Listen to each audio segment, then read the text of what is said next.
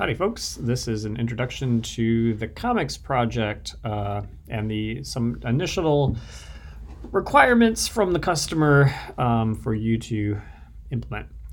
So the comics project is basically a web app for reading, reviewing, and discussing comic books. So it's kind of fun in that way. It's going to have freelance creators that can publish their comic. It's also going to have freelance critics who can write reviews and post recommendations.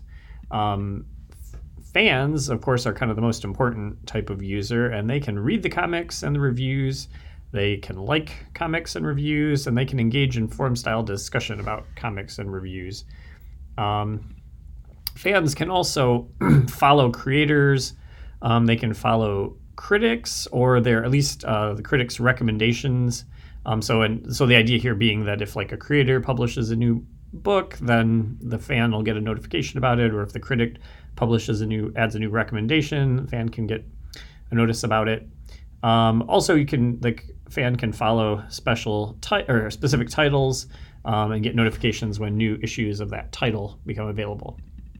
Any fan can sign up for the site. There's no special permission or anything.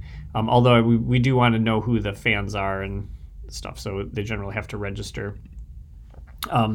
The site will maintain control over who contributes content, so that means we're kind of this is not meant to be a dumping ground for anybody to put pirated stuff on or anything. This is actually we want to have specific freelance creators and critics who we corral or whatever, and that will be our contributors, and we know they do good work and they kind of have a proven track record. And so anyway, for that reason, only certain people will be allowed to do those things, and an admin is going to have to administratively register creators, critics, and also other admins.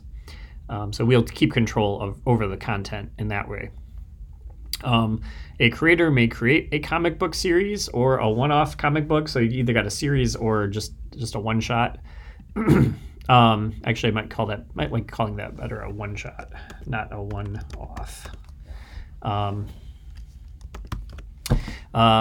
So a creator publishes a comic, which can be an issue of a series or a one-shot, by uploading an image for each page of their comic. The app will somehow need to enable them to sort those in order conveniently in the page order.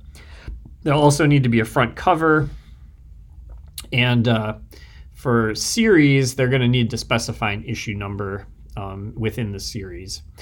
They can, though, publish issues out of order, which sometimes happens. So occasionally I've seen it done that a comic book will publish issue 0 somewhere down the line, which technically is kind of like a prequel. So anyway, we don't want to be too restrictive about that. A critic may create a review for a particular series, for a particular issue, or for a group of issues in a series, or for a one-off.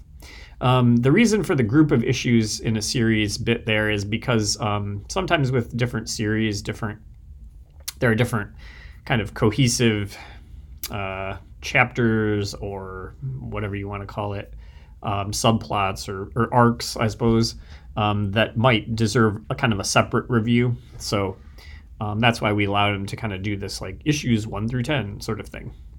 A review has a title, a body, and a rating of 0 to 5 stars. So we're kind of doing the star rating thing. Once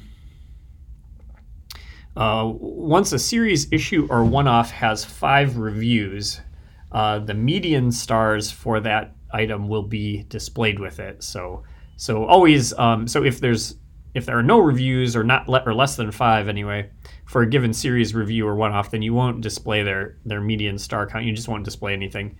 But for the times when they have those reviews, then they'll wherever you access those things, their median star count will kind of ride along with it. In the case of a group of issues, the rating will just apply to each individual issue. Fans must be able to browse and search comics by title, by creator, by highest median critic score for books with 5+ reviews anyway, or by most likes. Again, remembering that fans can like either reviews or they can like comic books.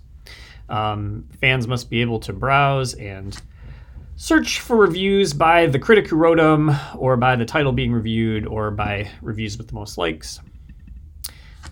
Since reading comics is a big feature of this app, the interface for reading comics should be extra usable and nice. And since comics are fun, the general style of the app should be fun, not too whatever, uptight or whatever, however you want to say that. Note, though, that superhero comics are not the only genre of comics. So the style of the app shouldn't go overboard in the superhero direction. For example, there's also horror comics and indie drama comics and cowboy western comics and lots of other types of comics. And so whatever the fun style is, kind of make sure it's not just too much in the superhero direction, which might be where everybody tends to think. Also for this, this is more like a note from the instructor in a way. So prefer that you only use public domain or self-created graphics and images. So basically no Marvel or DC characters in your style for the app. And you can look around. There are a large number of old public domain comics that you can get your hands on. Of course, they're all very old, but they're easily available on the web. And then there are also, I believe, some free kind of, at least free in the sense that you can redistribute them, comics out there too. So if you Google around for those, I think you can find those as well. And so, for example, for the purposes of finding seed data, you should be able to track some down online. If you have trouble finding them, let me know and I'll try to help you. But anyway, that's the basic idea of this app, and so have fun implementing it. Thanks. Bye.